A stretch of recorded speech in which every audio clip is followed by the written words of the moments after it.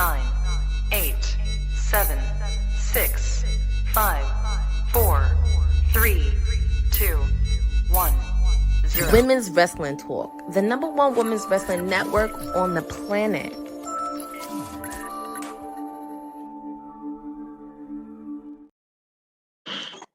Hello, everybody. This is WWT's Media and PR Princess, and everything you need to know about All Elite.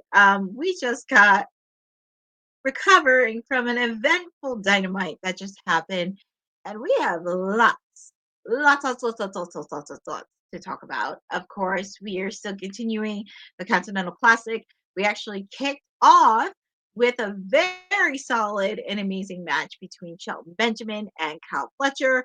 Of course, we have that creep Don Callis doing commentary, but I will say both of them really delivered a lot of good chemistry in that match, and the fans were really getting behind Shelton Benjamin and really showing that hey, he's still the same athlete that he was 10, 20 years ago. So him and Cal Fletcher just worked so well together. But of course, the winner of that match, shockingly enough, was Kyle Fletcher. So he is leading in the blue leagues with 6 points. He has 6 points in there, and congratulations to Kyle Fletcher. I'm very happy he is continuing his momentum ever since he did beat Will Ospreay at Full Gear. So I'm very happy he's continuing that momentum as well. So kudos to him, really giving that in there. Really getting that in there. Of course, as I mentioned, after Continental Classic, we get to see from Hook, who we haven't seen in a while. And as I mentioned, because I'll get into this later, on a Christmas edition of Collision, which will be on December 21st, Nick Wayne put out a challenge between him versus Hook at Hammerstein Ballroom in New York City. Hook came out, and he as much as he wanted Nick Wayne, he'd rather have Christian. Christian came out, and unfortunately, it was like a 4-on-1. Technically 3-on-1 assault, if you want to include Mother Wayne. But unfortunately, they gave a concerto to his arm, so it looks like it is hurt. And it's really sad because I think Hook's going to need some backup sooner or later, because this one, as much as he loves to be a fighter and everything else, this is going to be something he needs equalizers for. As I mentioned, we haven't seen Taz for a while because we found out Christian Cage was the one that attacked Taz. So I'm very curious on where this is going to go. I know there's going to be a match between them at Hammerstein Ballroom, but this will continue the momentum with Hook as well. So I'm very curious on the status of his arm. And I gotta say this with Hook, he's taken a lot of beatings. Started off earlier in the year, facing off against Samoa Joe. Got a fireball in his face by Chris Jericho, the Wizard. And now this. So I give Hook his toughness, but we'll see what happens between these two, because we're not going to see the last of them. Of course, we heard from our wonderful TBS champion, Mercedes Moné. And of course, Renee was trying to get her remarks after the attack from Camille this past weekend. And, Mercedes says that Camille quit and she's not liable anymore under her. So she is responding to Anna Jay. And, Anna Jay mentioned she's targeting the TBS championship, but she will be watching her match closely. So we shall see on that. And I will talk about that. I will talk about that a lot later in the match. So bear with me on that. Also, up next, we have the Diamond Dozen Battle Royal. We have the Diamond Dozen Battle Royal. And also, we've had many people in the match, like, of course, Adam Cole, Kyle O'Reilly, The Butcher, Brian Cage, Lance Archer, Leah Rush, Action Andretti, both members of Top Flight, Dante and Darius, Mark Davis, Evil Uno, in the match. But the winners of that battle royal came down to, of course, Adam Cole and Kyle O'Reilly, where the two of them will face off next week at Winter is Coming. And the winner faces MJF for the Dynamite Diamond Ring. And of course, we heard from MJF, and he had a lot of words to say about both Kyle O'Reilly and Adam Cole, most specifically Adam Cole. And, he talked about how Better Than You, Baby was one of the hottest things that was happening last year in AEW. And he called Adam Cole a villain. It's interesting to say, considering MJF has always been the one that's a villain. But these two, I know they're trying to salvage the whole storyline that happened last year. Oh, excuse me, and a lot of setbacks in between, but we shall see how this goes with MJF. But this is going to be an interesting match. I know MJF's going to be watching.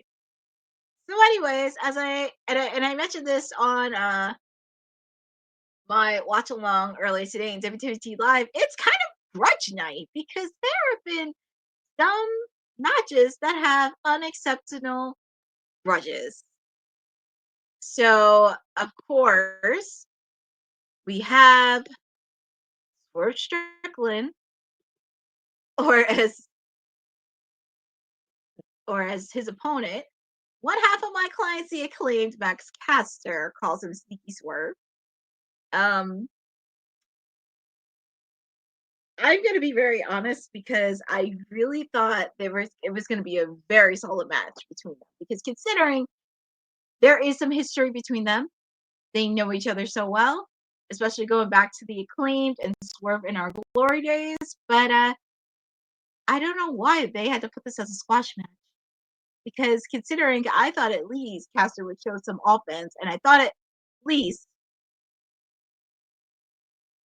I was like, what is going on here? And I'm just like speechless because I thought at least there would have at least been some offense from Caster. But oh God, I still love my boys, the acclaim, no matter what happens.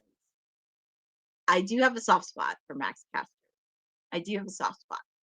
I don't think it was supposed to be a squash match, considering they know each other so well, because I thought it was going to last a little bit longer. But there's just so many layers to this, and I think they kind of had to stop at somewhere because, as I mentioned a couple weeks ago, Swerve is not done. Swerve is not done with the Hurt Syndicate and Bobby Lashley. He's not done with them, as MVP mentioned last week, because he had a lot to say to Swerve. And Nana ain't. The point of Swerve's match was so we could see Nana do the dance, and Nana ain't dance. I know, it's crazy, and well, it really stings. I know, that's what I'm saying. Swerve, he's not done with Bobby Lashley. He's coming for him. So, but the second part about it with that squash match, it robbed me of a rap battle between Swerve and Caster. Because if you guys didn't know, outside of the ring, they do freestyling hip hop in their own separate ways. Like, Swerve, he does freestyling with Flash Garment. Of course, Caster's been doing freestyle even when he was in Creative Pro. So that's how he adopted Platinum Max. But it kind of robs me of a rap battle. So that'll be on my bucket list. And also, I said this a couple of weeks ago because I know everybody's itching for that heel turn. They want to think that he's joining the Hurt Syndicate. And I said this a couple of weeks ago, and I don't think you should. The same thing with Swerve. The same thing with Swerve. I know. I don't hate squash matches when they are done right. I know. That's what I was saying earlier. I thought at least he would have some offense, considering they have like grudge against each other from 2 years ago. I thought at least they would have some grudges. And also the fact they teamed up together in Blood and Guts during the summer. So, but we did see a little bit backstage with the acclaimed. Billy and Anthony tried to convince him to get out of this match. And Anthony said, "You said you're the best wrestler alive? You better prove it." So it's going to be really interesting with my clients because I had to really think a lot about this because I don't want them to split just yet. Because I feel like if they are, it's going to be a void in the tag team division because there have been many tag teams that have been in AEW, but I don't think a lot of them have created the impact and level as the Acclaim did when they first started, up until when people were starting to come back and the fans embraced them, and also winning tag team gold, being the winningest tag team in AEW. Not to mention, there is a mixture where they don't take themselves too seriously, but when they're serious, this is when they go. So I don't think Max Caster is going to join the Hurt Syndicate because ever since MVP came in, it just really shifted a little bit. And the only reason MVP wants him is because of his dad. He mentioned his dad a couple weeks ago, which, if you guys didn't know, his father used to play in the NFL, where his name was Rich Caster. He played with the Jets as a tight end alongside Joe Namath. And after he was with the Jets for a long tenure, he was with other teams. One of them was actually Washington. And he actually ended up winning a Super Bowl at Super Bowl 17 against my Miami Dolphins. So there's a reason why he targeted him. So I'm just going to say the same thing. Like, Swerve doesn't need the Hurt Syndicate. Caster doesn't need the Hurt Syndicate because when him and Anthony were at the peak of the Acclaim, they both were doing singles matches. Anthony, he was wrestling singles matches with Brian Cage, Bryan Danielson, Jack Perry when he was Jungle Boy. Same thing with Caster. He was in the Casino Gauntlet match for Double or Nothing in 2021. He was in the Revolution match in 2020. So they do have singles matches, but it'll be interesting to see where my clients go because even though all three of my clients are in a little bit of a spiral and downfall, the best, usually their worst peak and when they're at the lowest points, this is when they start coming out the gate. So I'm still not losing hope of Private Party versus the Acclaimed because, as I mentioned, Private Party and the Acclaimed never faced off against each other one-on-one. They never had an encounter with each other off screen. Never had a match one-on-one. And there's so much backstory to this, considering two of them are AEW homegrown talent. All four of them have similar stories on getting into AEW. And for me, I'm not losing hope on that. I still want to see Private Party versus the Acclaim because I feel like they would definitely tell a good story in that division. And plus, how cool would it be to see two AEW homegrown tag teams in a rivalry? So I'm not losing hope on that. I still love my boys no matter what happens because I will always love them. They're doing their thing. I just hope they let bygones be bygones with Swerve. But as I mentioned,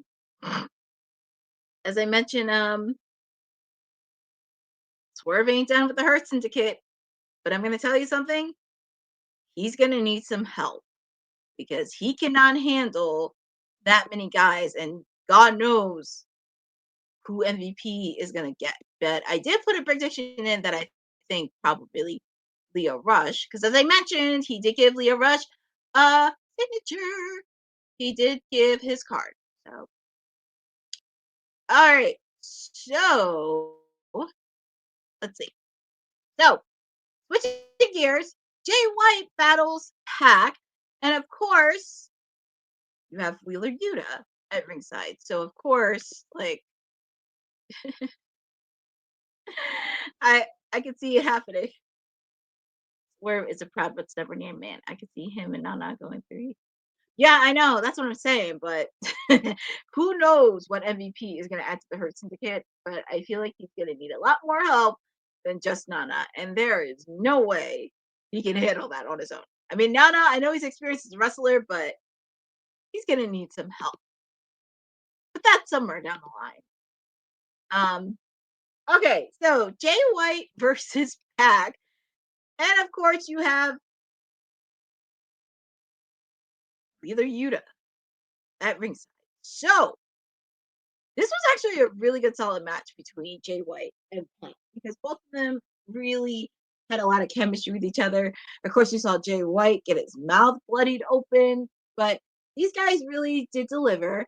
And soon enough, the winner of the match came out to be Jay White. Even with the interference from Wheeler Yuta, that still came into effect. So of course, Jay White ended up winning the match.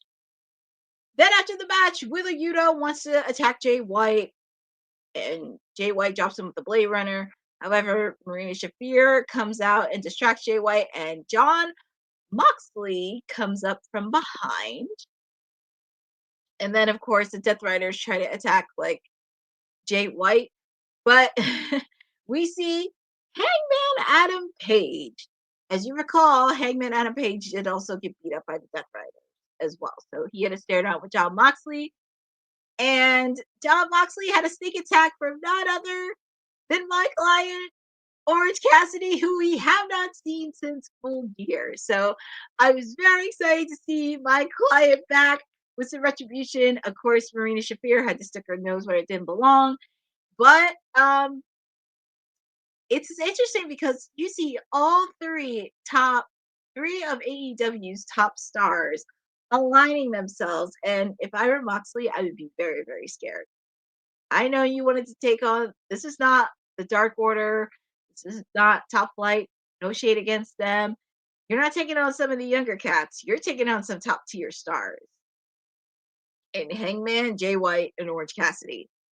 And even though a lot of them can't stand each other, they do have one common enemy, and that's the Death Riders. So this storyline has gotten a little interesting, and now you're bringing in some of your top tier stars. So I'm very intrigued on it. I'm just happy to see my boy Orange Cassidy back. I'm just happy to see you back for all I care. But it's really nice. And also Marina Shafir is definitely gonna get something because Willow Nightingale put a video on her at Full Gear. I wouldn't be shocked if she helps out because she said that she has a friend OC's back. So we now know we do have somebody that can take down Marina Shafir and maybe another person from the ladies' locker room. So that all happened soon because trust me, Marina, she's gonna get what she deserved. If not from Willow, she's gonna get something from the ladies in the back. So, and also speaking of the ladies, we got to hear from Jamie Hager responding to Julia Hart and calling her out for a face-to-face confrontation. Because as I remember, Jamie Hager won a qualifying match last week for the International Women's Cup, and she will be facing the winner from this weekend between Willow Nightingale and Serena Deebs next week on Winter is Coming. So I'm very intrigued on where this trial is going to go with these two ladies. So that is going to be fun to watch with Julia Hart returning, and of course, Jamie Hager since that's her target. And of course, we see my boy Chris Jericho appearing in like a news show segment, hyping up Ring of Honor Final Battle, which is going to be in the Hammerstein Ballroom in a couple of weeks. And he also did hype up All in Texas, which will be next year. And it looks like he's going to bring up his match at Ring of Honor Final Battle tomorrow. So if you want to watch Ring of Honor tomorrow, make sure to check out on the Honor Club. I don't know who's his person going to be, so we shall see.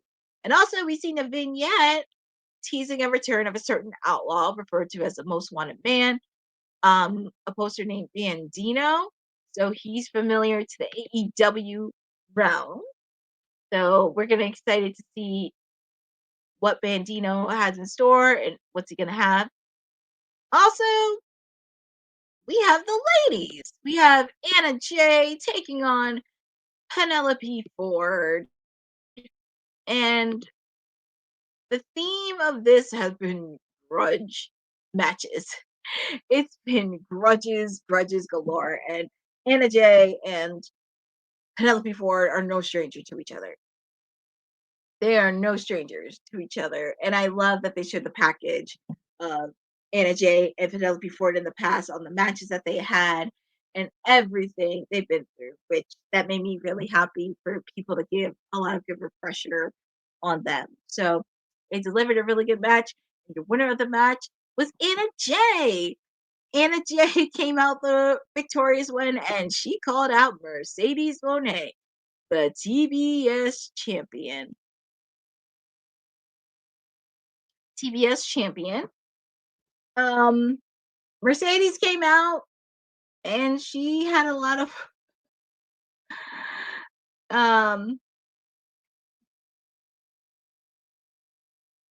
yeah, forget about.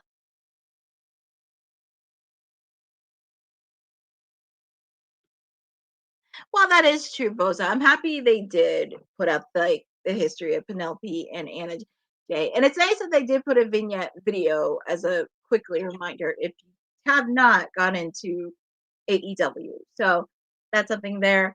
As I mentioned, we get to see the wonderful TBS champion, Mercedes Moné, where she came out and she she's kind of underestimating Anna Jay, as I noticed in some of the promos, because she said, I went on to beat the toughest woman on the AEW roster in Chris Statlander, and it's to Anna Jay. And I would kind of not underestimate Anna Jay one bit if I were Mercedes. And I know she said she wants to beat her on her time.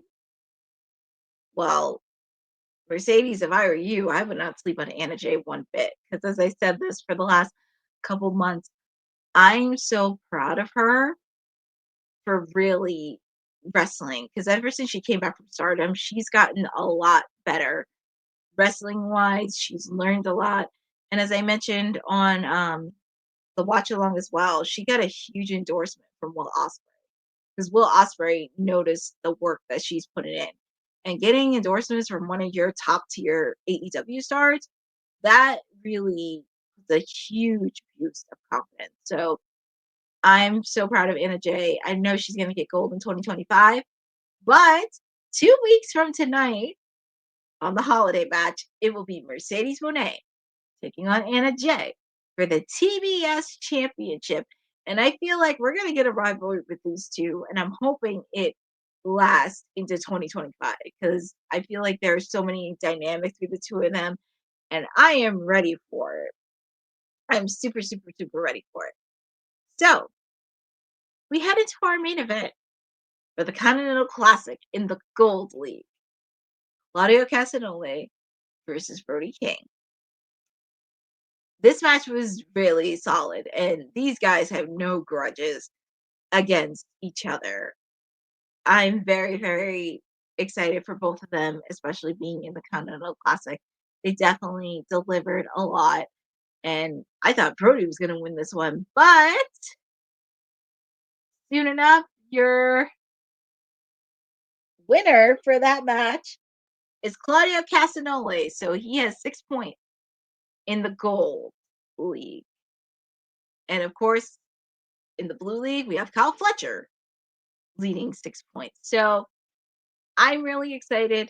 And also, as I mentioned earlier on Dynamite within AEW, I'm actually happy they are promoting their matches early because it gives a lot of promotion advertising wise, because we do already have some Continental Classic matches happening on Rampage and also Collision too.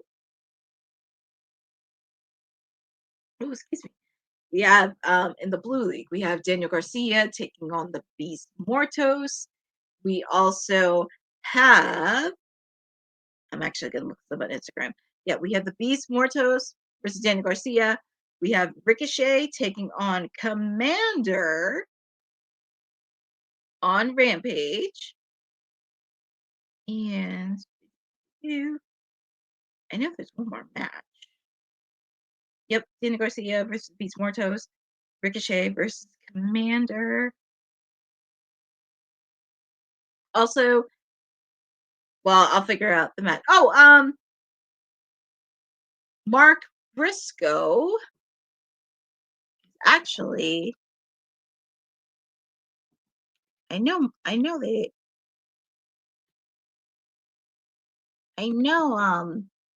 Mark Briscoe has a match on Rampage.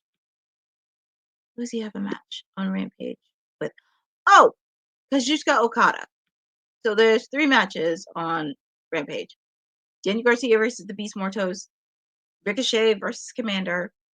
Mark Briscoe versus Kazuchika Okada. So those 3 matches. We also have some matches on Collision this weekend. We have Darby Allin taking on Commander. That's definitely going to be a solid match. And also, I know Kyle Fletcher has a match this weekend on Collision.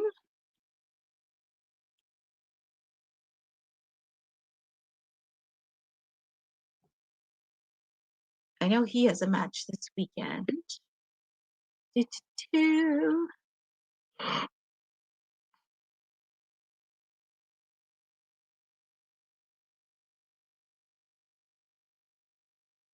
Because I know they just announced it this weekend. Let's see. I'm actually going to look this up, folks, because I know Darby Allin facing off against Commander this weekend.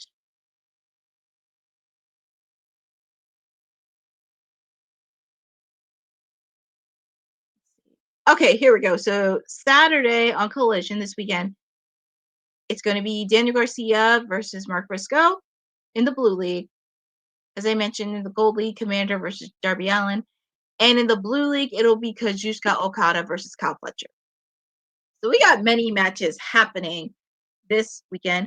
Also, next week during Winter is Coming, of course, we have the AEW Women's Championship, Mariah May and Mina Shirokana. We did see Mariah talking to Renee Paquette backstage, and she kind of had some not nice things to say about the women's division, and also Mina, thinking that's her friend. And Mina, she's ready. She's ready to go. And if I were Mariah, usually your biggest threat is somebody that knows you very, very well. So I would not take this lightly, and it's going to be an epic match. But of course, we all know we're waiting for my client, the Timeless One, to come back. Because she'll be back in 2025. So, Mariah, keep that belt nice and shiny. Keep that belt nice and shiny, because my client's coming for you. And she will be ready. And she will be the same Toni Storm as she was. Still the same lovable, captivating Toni that I've always been. Pretty much. She's still the same one. So be ready. This is going to be fun. So yeah, next week for Winter's Coming, we have that. We have, of course, more Continental Classic happening next week. Ricochet versus Brody King in the Gold League. We also have Claudio Castagnoli versus Will Ospreay. And also, as I mentioned, in the Tournament Cup, the Women's Tournament Cup, Jamie Hager will be facing off against the winner from this. Oh, excuse me. People are theorizing that Toni Morrow said, "Oh, she's gonna be back." See, Boza, my client's gonna be back because when that report came out that she was retiring, I didn't believe it because, come on, it's Toni Storm, and she's 28. She's too young to retire, and she's too young to retire. She's too young to retire. So she's too young. to retire. So yeah, it's yeah, it's very interesting to see. But she's not retiring just yet. But she will be back. I know she'll be back. But anyways, we have many matches happening. Oh, and we also have a match happening on Winter is Coming next week. So we have, and I hope I get this right. We have Pac and John Moxley taking on the team of Jay White and my client, Orange Cassidy. Next week, during Winter is Coming. And as I mentioned, 2 weeks from tonight, it'll be Anna Jay versus Mercedes Moné for the TBS Championship, along with Will Ospreay and Darby Allin during the Holiday Bash in DC. Matches that are advertised, which I have to give credit to AEW for really advertising some of these matches early. And it's great because, it's Continental Classic season and they don't have to do a lot of scrambling, but I love that they're including this, especially they're not including it not just on Dynamite, but they're also including it on Rampage, Collision, and all their shows for the Continental Classic, which makes me happy to see. And like I said, they already have some matches announced for next week. 2 weeks from tonight, already have a match announced for Hammerstein Ballroom. So I'm very impressed, and I hope they do keep the wheel going and start to announce matches ahead of time, which will give a lot of time for promos and hype for people to really get into this match. So that makes me really happy. With a few blusters on Dynamite, I give it 8 out of 10. I give it a very solid 8 out of 10. There are a lot of things that they could have done better, but I give props to it. So they even make me happy to see. Yep, they did. I did mention on that on Ring of Honor, and we'll find out who Chris Jericho defends it at Final Battle at Hammerstone Ballroom. So there's so much action, so much happening, but I give it a solid 8 out of 10. You have lusters in between. They could have did better. It's just the one. I know. It's just the one critical issue I had. I just wish Swerve and Max Caster was not a squash match. That's the one thing I wish it was not, and it really sucks because I just would have loved to see a rap battle between those two. But who knows? It may happen in the future. I don't know, but we shall see. I'm very happy to see one of my clients on AEW tonight. Hopefully we see Tony Storm 25. Hopefully the Acclaim gets their act together because there needs to be a little bit of shakeup in the tag team division. Needs to be a little bit of a shakeup. So I think it's going to be very interesting with everything from MVP to the Hurt Syndicate with everything. So I have a feeling, and this is me putting out this crazy bold prediction.